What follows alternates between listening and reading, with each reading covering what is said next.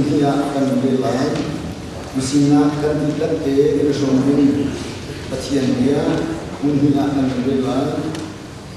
Pakat nakare ini Zermaya angan bakua Amin bakul lebatumna Zermaya angan bakua Amin bakul lebatumna Boy bani hibang niti Lifin di afin nakha Iporolase Michongi Atasan kra Iporolase Niruni arunakha iporolase sinan selo ahauman ni iporolad siasun itu hi iporolase kaima haidang halni sejatinya kaima cukup baksi adong lu hidup nak kabek nadi mulai cumahin medinde dinak tua hicinahi kalulok na ansi tiap poin baleti anina kandel ini kita cukup pakatna angan pakat angan kita cukup pakatna angan panga ame anit namin pakat namin akin diulai cari koksiko Krifawa ha kaisong krifawa sige dan tin kanan ha kritiken ina ini pakat kasibei alang lai ni super sungak kater nilai kacil ni anpek ina turun akal tu kasiulo kacil ni zokat nasiti aduna bentukin lung thau silokin lung thau tin zokat nawo tuan nan hu din le na silokin tuan nan tak na kurang tua nan rian kha tuan lu nan masuk kan oka cien na kha au ke ukna lao silat selo an zo chu tu si izo muktia kan mon na ja tu khal mo di kha rat dika asiam kho lo ni sunpa nan bo ni chin chu nan hulai juban tu chiam nan ni anau de pol zong ni upade pol kha anmol na sunalai nan dilakin toy na kon kha e lo pakat bomo sejatia setiap ni acia di bilu pun cu adab nai mi toy tu fil kha be nai cu cha chun athong ni pathian pul to ya toy ten ko sao lo ama ni aja karen adidika anhok engalai kecil kan ini boleh padikan tidak satu untuk proses. Riva bukim di dalam syaitu jamin nerja, asim relasi lo indem di shima, boleh maya sumata inanu binale, binu maya sumata asiminatu. Riva bukim suka kimle, riva bukim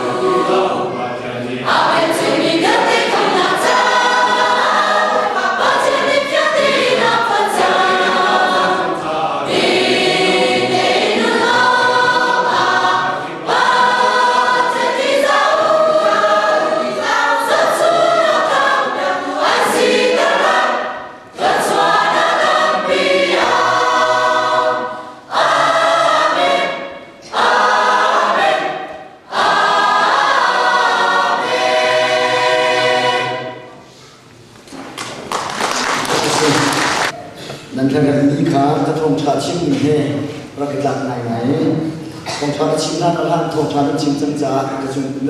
mana HBC kifa bulu dekat zai kedua nakin zai kedua dia nak kifa bulu lom naik waktu ini dia berkam naik zana jangan lom naik cuna jangan lom naik zat ni singa cun dia kena lom lawe kifa tak jangan lom lawe zat kifa nasi zana berapa lalu zat ni kifa muncul zat ni dia tak menong lain cuma jangan tahu mengkau lain zat ni lo ngapa cakap ni ketang cakap kita azung zat ni ketang cakap kita juga cun tanjat nak umpa wapan pak ni sih kan sungai nak umpa wasia cun mui bahaya azung zat tanjat kau silau juga cun Bible saya tua HBC kifa bukan zotika mesti tiap tam pina unggah bale Richard pina kral bale na boleh film nak bale tam pina sing so tam pina dan mai kahin dia cimina ai kat mai ni kesenain patien dia sija kadi pingam be kese le Bible sa kan zo tika hin Bible sa kan re khoto kan re le ya chung krifasi harta krifa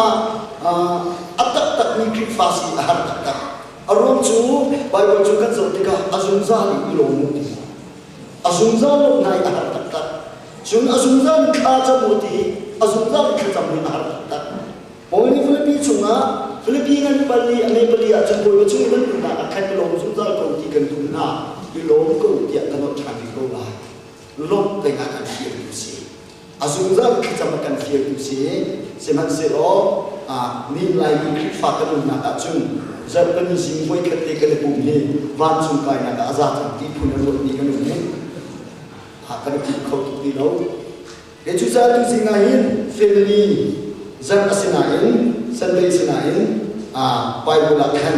kabar lihat kan khususnya abi lain kekalai jah family kan kumpul tinggi kata lain krifa kan muna pecian kan tuan nak le krifa bukan tuan nak le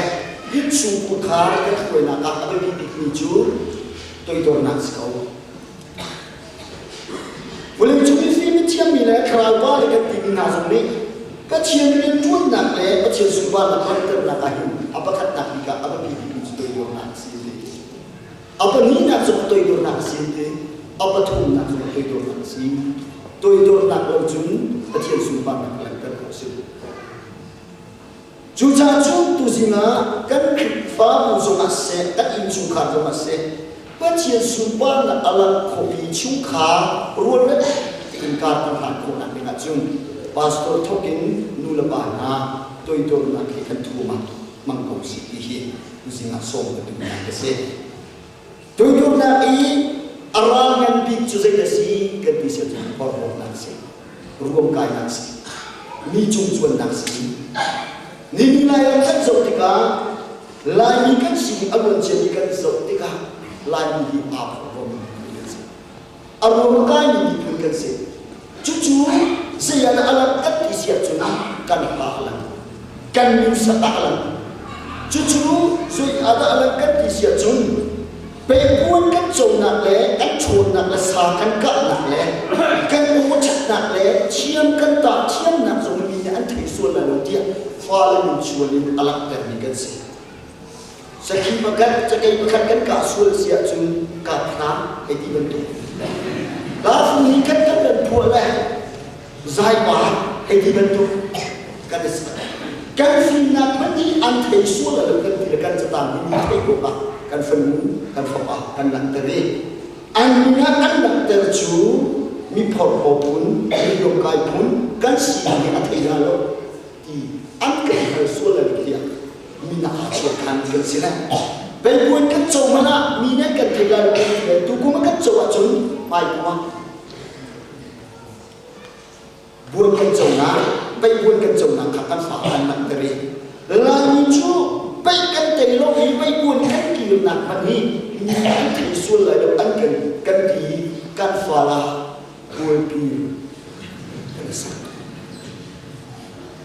hei, dah tahu kan kiri, bola kan kiri, lebih depan, kan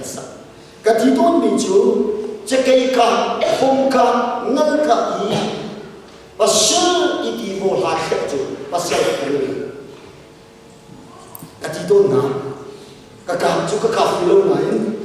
sinain ngal siya kan po I phong kan po I chekai kan po I ngai khin kan ka mi chu thon sa pasal tak chu mai thal chi suan no chekai ra ko si ama so kan mu se kan ma ko mu ke si lo pasal tak la do sa dai na ka ti akan suan no bak bila kan suan no bak bila kan ke bak ka tha se chu thon se ngay khi đi cá thầm chú sẽ cũng bắt đầu dùng nung này ngay kia đi vậy kêu cú mất cái thật là lo học đây mình ngay khi nó cần cú là đây đi cá cái tục rùm ăn chỉ phô năng đấy cá akan tục là cái chỉ cú cho nên ngay khi ông lưu ý và sau đó sẽ đi đi ôn ngắm in đi đây khá đây gì tham dụng chủ ngắm in gì chỉ mất sau đó cần chủ ngay khi cần bố akan lâu kerti bakal kecil sahabat dia cuba untuk bilang dia juga ai pun kan sinaka atau bakal mungkin sinaka kan halang dikah akan cium dikasih baru dia awal bi betul awal bi itu perlu nasi belum kaya nasi juga cun baik juga cuma kan setika Nebukadnezar siang berhamba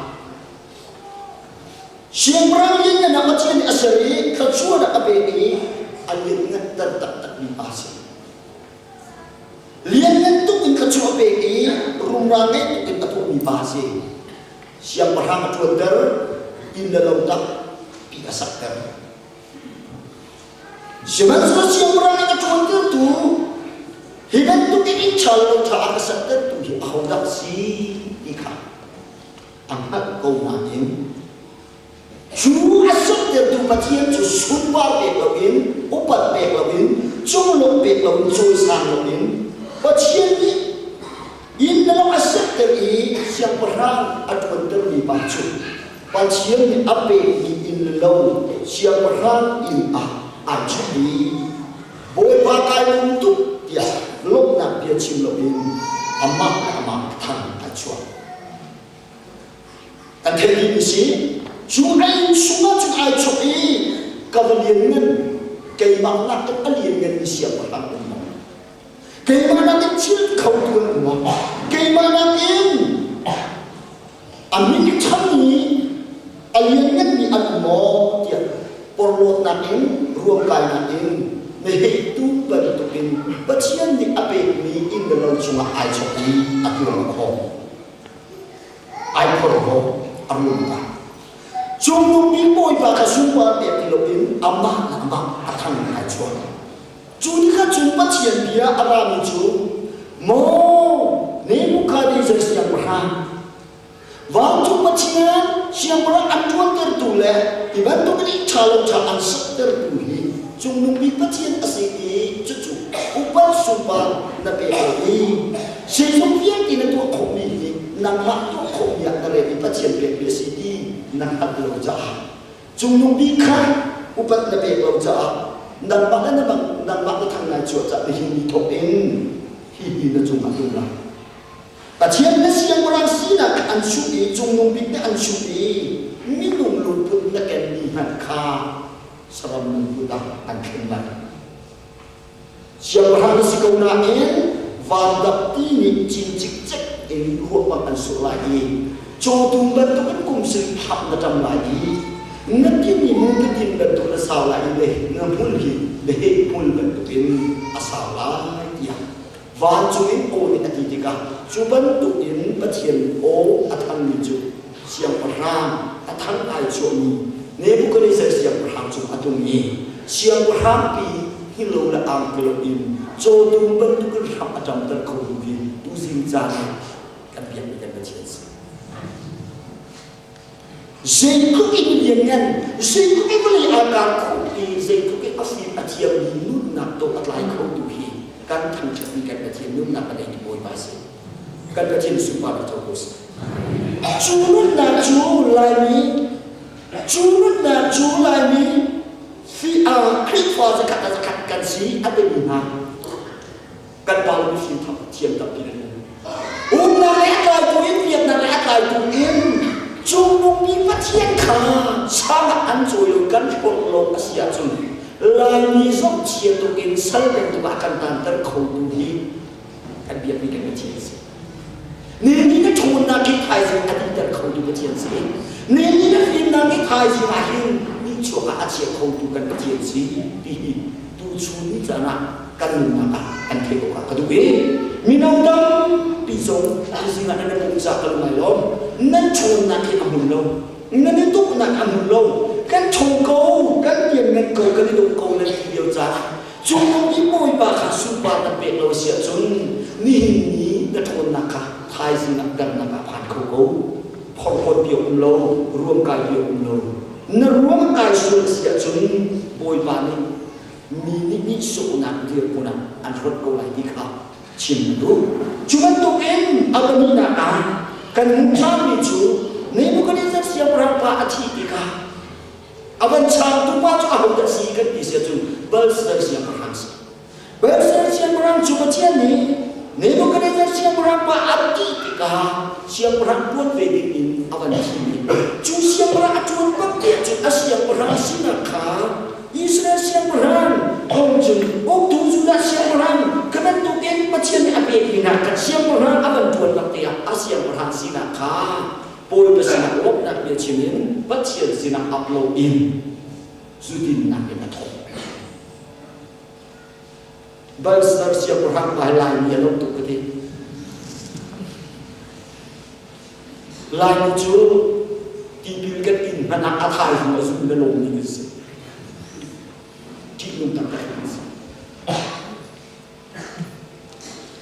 Australia mesin Norway me bacot thaklang pa TV lain kai chu TV ke invite ka chun pil pur hokan ko pil pur hokan ko di le abachiban tu ten TV lain TV le pe ko chang pil pur hokan ni mo di TV an pe ko mu a athang ata avai ko ni apan apil tha kan becim dong ai ko ni bi kan chu sa chu kan nu kan pa be ka ka van ni kan bi ka ka su la ma tu si le chu na chu asia murang sinan pakha chu koi ai la ni sei da tho su din na tho su na di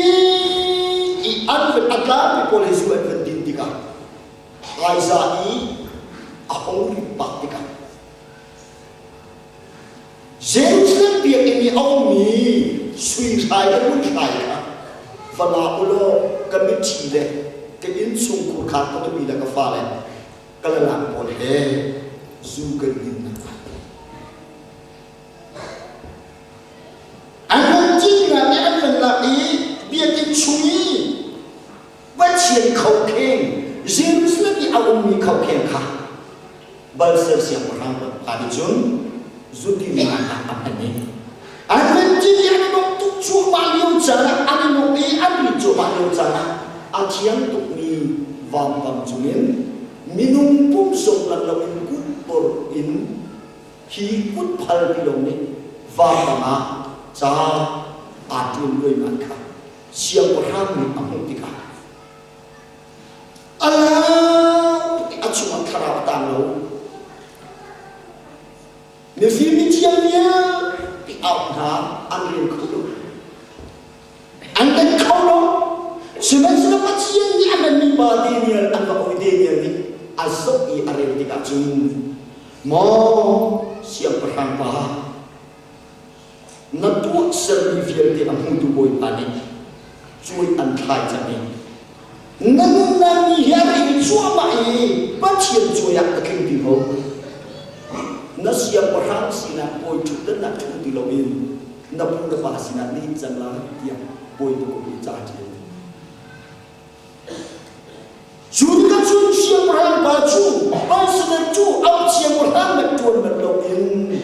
Abang yang tiada ni boy baju na abe lo jap phot na rom kai na bela kha cha siang perang na tuan lo angin na aliam der hi chung ni kan tien si ni ya ra na kan be chung kha na so nu na ma so chun kripa bu ho tu so rap le ki phot ti kap tu ho tu hi dia le na hi kan patien dia ni siang perang na patien na ti za lo ni na no na in kan rambi akan zo biar coba nula mana suka kan cicuai nak le rambi kan cicuai nak le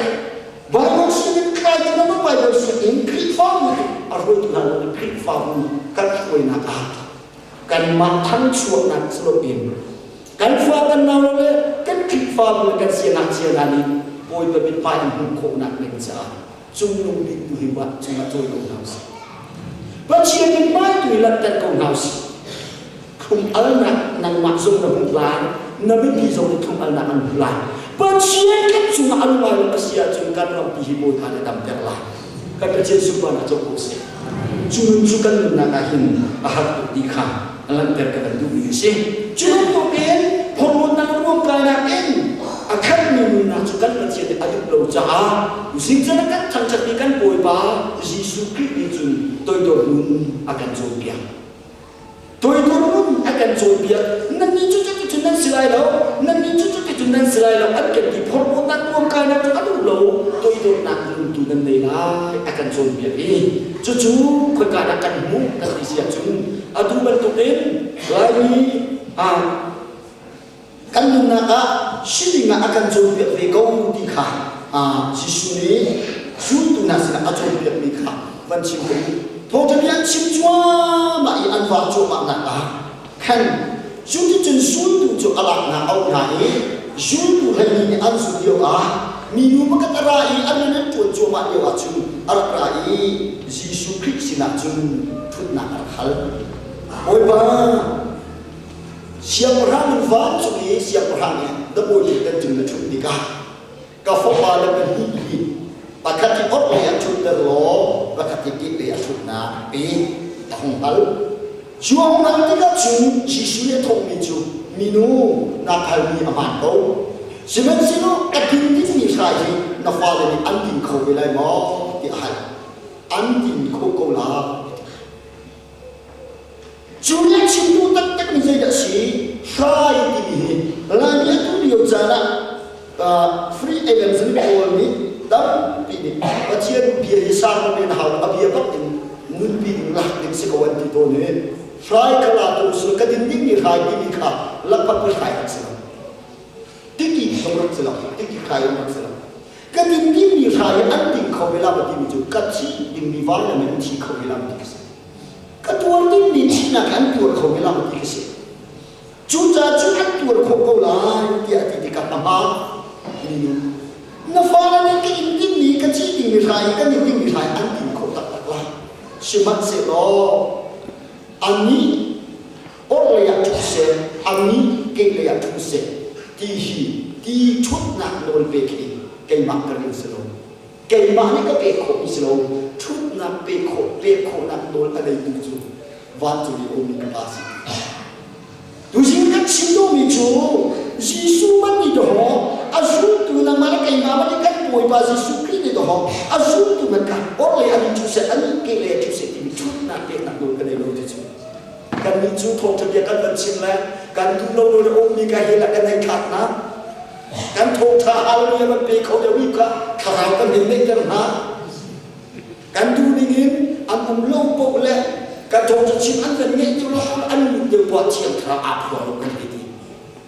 Bakat kah hilakan kah, bakat apa juga kaider, kan duca kan kaider dengan duca kaider om, biar kah kan matikan sektor, ini lagi kan nak terlalu musik, Yesus cokat tu pasti.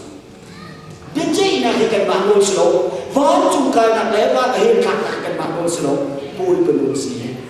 boy balik aduh dia kaider lah, aduh dia hilakan kau nalar, boy kan kecil kan boy bahasa Yesus Cokat tu klausi, amma atul dilihat tuan ket tu klausi dikah, kadang terkerumun, cuma jadi cun, andra ini, cuma dia cun, ani orang dia tu se ani ke James Johan anu kha asitika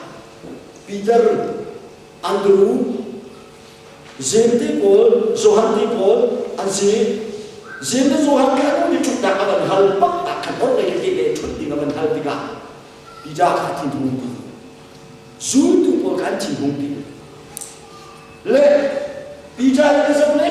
mang ti atu bi ka sab le mang ti ka hin mit tin ko Peka hong itu kita singati keruh, kain suai sama cun, hak apa yang cun sebelah, hijab sebelah, wei mana tangklang dengan selai kita ini, tangklang dengan makbul dengan selai, bul dengan mana sedih jong selai. Cina belum tu juga cun, jadi bentikan di sia cun, hijab kita tepol, anggur tepol kan, anbangan kan berjiman cina hong ni, sia. James Johan orang yang itu najun, yang itu najun, masuk itu kau anu biar kerja itu kan kerja kum tuan sun kan juga orang yang amat sih yang macam kau ini kan sih anu tu macam Zu nasab ni lagi orang kau, hak berbeza, tangkap berbeza. TABC ram le HBA ram tu an berbeza, aruam tu kami cium nak boleh nak tu, aruam tu cium nak tu. Macam ni tu takkan tuan lo, Asia dia takkan tuan tu. Jika dia nak tuan-tuan, boleh bersumpah nak kena sumpah nak bukan kau. Cibiran kata nak, ani ekin pastor tuan di sini. Amazon PD, kayak Amazon PD,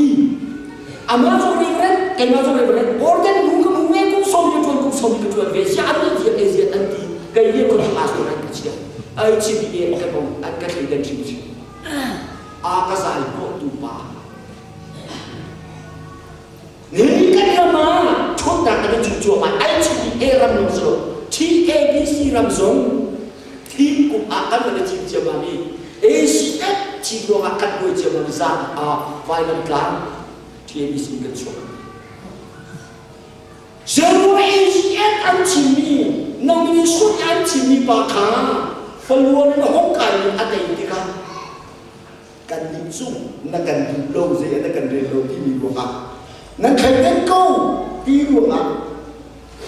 Pada tak kecuali ada TABC zat ni awal ada kolom ruang, fok tahu semua ada di antara dia dengan acian. Acian dia kedua tetap.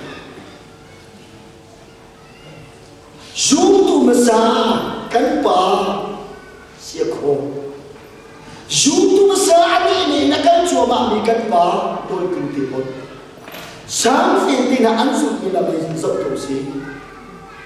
Ini cara kaiman tetap binti. Ansur nong hidup paling cinti hausi. Faham ni angkong lam kau cinti hausi. Anu nak kacau macam hausi. Angkal ni lam kasu macam hausi. Ni niat faham ni. Kan bukan basuh tu misal angkeri kan tahu semua. Bidima, usinahin. Coba dia nak ciri kan kau yang kita suruh mulai. Bicara tu sih. Aku itu kan cuma nak cun. Ni kan nama kau cuma ikan tu nak kau beli cun. Lagi krifa kan tam cuma ya bubuin kan cuma ya kan kita kan cuma misong Bacian kan jentuk ruang asal halo, bacian kan jentuk ruang asal lain Tut nak kan ruang sini. Biar kita tahu ni zongi, kita apa kalau cuma pastor ketuan kolai, cacian ketuan kolai, di gua akal hitam di kedua kau kan dua cara cuci. Dan kau cuci kau teh isi dalam sini,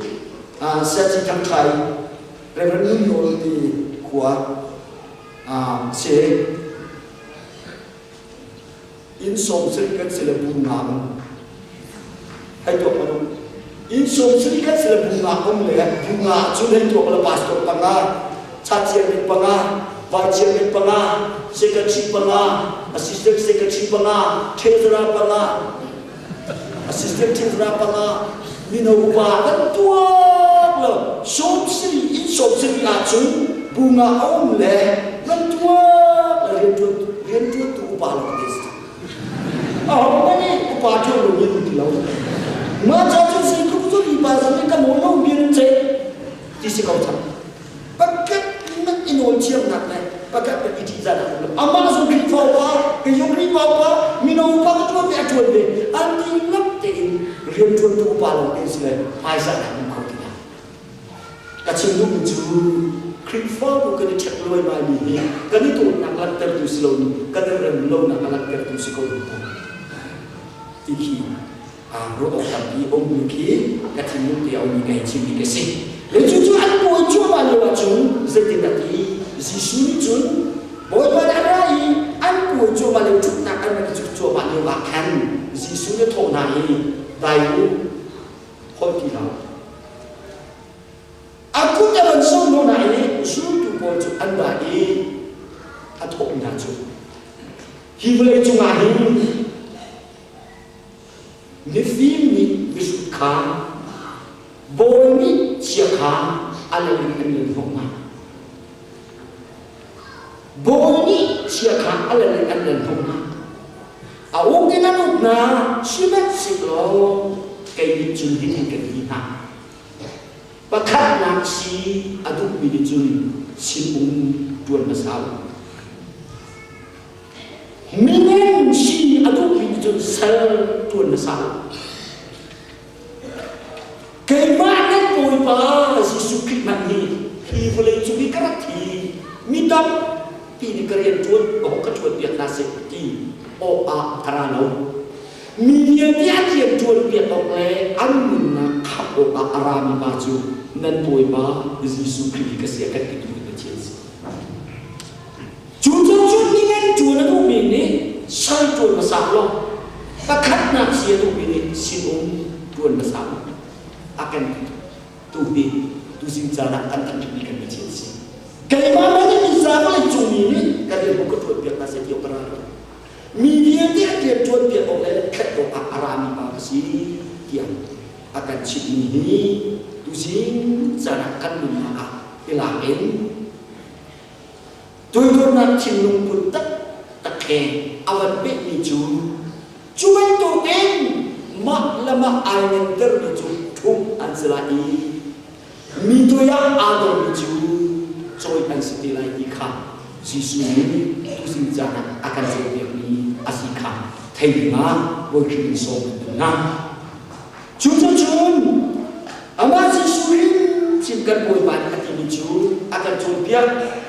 hajam ni minum pani dia kena angkal lucu dia angkal akan aku kalau ini nak kan jam berapa ini juga jam berapa nak acung frasi paling kue kue nasi frasi paling cun acungnya banyak ini cun boy bang zat kata boy lemon roll pun nuna masuk ada ketua lo siapa cipta pada tiga pe acak nak lo ti akan sini antuk nak acung amin kan tua canglai atiakan kinun kue kol tuba bentuk nak si deroja nemi acak nak lo ti atu komilong te sini antuk nak acung mun kue kol tuba ka ai mur faktor kan sing ai tok ahibetku selain mun kue kol tu babat nak kasidar lau jahat ini zehar lau mun kue kol tu baju kaca marah frasi mana cina le atil di kona amu coba lau jana mun kue kol tu baju amak lama AIB atam pintu nak amu van nak jalan lau dein ata ai chubi boi ba tha tôi đi ta chấm thắt na bắt đất na chim lâu cây misual mi tam kim lâu ba misual bi ba hi kasual na kangai chiam khu dia bom xiên sina tôi đồ na ke tha chấm đi cả ang tha chấm na ang ai piak mi chu mun khoi khoi ba sai ni chu ba to si su ni in chu ku kha nu ba ku kan sat na le rampi kan khoi na le fa kan thu dia na khoi in mana cuma aja itu picu tuh dan sekolah siapa sih lo mito dia ada minisun boy balik anjoi dia kau lagi mana tengah aja kami nun nak tu di boy balik adik misi kau tu nak nun lucu pasien sumpah nak terkau silo hi ikah tu singa ini kan boy balik sini akan jauh misi me film ni anti chu nazi oi khat an zau chama hin chu aza chang tiki nan the oxen ti nazi oi khat nan zau chang la ahoi ni nan zau a chu nan ta kai lai ti ka ko ta ba nan ma lo nazi nan nei lo chu nazi chu kan ka ke ka ta pi ve ke ma so ka ki ve le adu hi mu chan kan ni asul tu meja atau kakak akin dia belum jah kanan dia tadi dia sih kecil ni nasi kecil cantik kat pak ver le baya nasi asal acan akal tuk ni nan cari kau asinati atul itu nasi asal bipoli kri kum alna atai tuk belum ni sih ai pik nan hiti phone nan ti cho ba la chu na chi nan zo bak lai aliam nan zo ban thei lai mo chun kan tu la mol mi gong nan che ka khin ni atak nan thei lai sinan silo si su kum thong tha ngai na ka chu nan na si hi atu le tu nan zo le nu bol nan zer pa bol nan zer pa le acha foi ni nan zo kan mu lo le ba nga chu chu na kan zo chu le tak kau kan sinain ni kan tu nak kat jauh kat tu micu aduk nak lain ni kan ni micu atha ni thok tha chu an ven chim chu mai aduk nak dia tadi lain ni ni ada tu se cha tu nak kan tu nak kan la tinggal kat tu micu tu sa tu singa al-ram na Bible ni akan jauh biar minum nak semua kini on Daniel Joseph nun nak dehi iloi beauty song dengan Daniel tu Joseph tu pasien ni manglian nak apik nak ni film nak atok nak ni manglian tiap an film ni karawin pasien atok nak ni mangan ni an mangku hal cil an mutika Daniel hongkan ni biar Mangku al mangkat meja Joseph orang cim tua anti dika. Namang cuma cim tua kan demi biar dolar anti lo. Antomina ju kemak ini ni manglek nak kena lo. Kemak Joseph ni manglek ciam nak kena lo. Saat apa lo mi Daniel Joseph kan nak pangin mang feel di ada itu boy banget kecil nan manju an sian terbiak na lain an makan cim lo an makan tengah cumi an na an siam na cuma an siam cim lo sinan kan memang ni siam na akan betul akan mandu i jungdung bi boy basi anti an makan tengah cumi mang ni siam na betul boy banget cuma an cuma boy ba cuy ni cu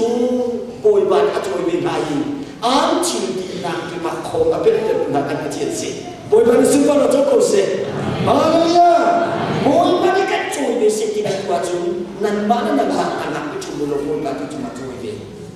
boy ba ni cuy yang cu ajar di tiga boy ba ni cuy ni lah Gideon Israel ni pilih Gideon kan ni cuy itu kan lelau ni cuca cu nan manikan huai na fapala ni kat huai oh huai anti tika atomina chu moi Israel na ka thiam ni pi nen si cha kai ma chu ni kan chui na la lo ka fa pa la zo ni an chui na la lo kan ma chu ni kan chui na la ka fa la ni an chui na la lo Israel ni pi an chui ni na chu mit in ko lo ni chu ni ka thiam slide dia ti amma kami buat hoi tu asena te in amma fin na hoi lo amma thiam na hoi lo Israel ni hoi tu di ngak chu ni ko ba so ini kan sukar nak dengar kan ni pun nak dengar ini boy batu solusi krifa bui kan manis ko tim nafsi sukar kan manis tim nafsi rampi kan manis tim nafsi lewa besar tu jumlah biki no me tu so nafsi amat sina sukar apolo krifa tu apolo rampi apolo jumlah biki kan sukar kan mimpi kan krifa aku yang cun fokus nak cungkar dengan bilang kan makhluk ciri ko nak jadi dilo toy nak dilo cun boy sumbangan dan kursilo kan ni tangan pak kau si ciri kau boy batu ki joy ko nak si nan nak apa biu lo nan sim nak adong kau nan luk nak adong kau nan cun nak adong kau adi kau lo ni cun kai makhluk kat le azum thai benin kalau sudah nak ada dong kolom lok nak ungkau akan ditubuhkan kecil si, toitor nak kan sungkar kecil si apa nafsi, rambi apa nafsi, toitor nak sebutnya nirwana kan tuam si kose, krifa ini nak kan tuam toitor nak si kose ikam usin janahin tongkat azam yang nasi, kecil kecil macam itu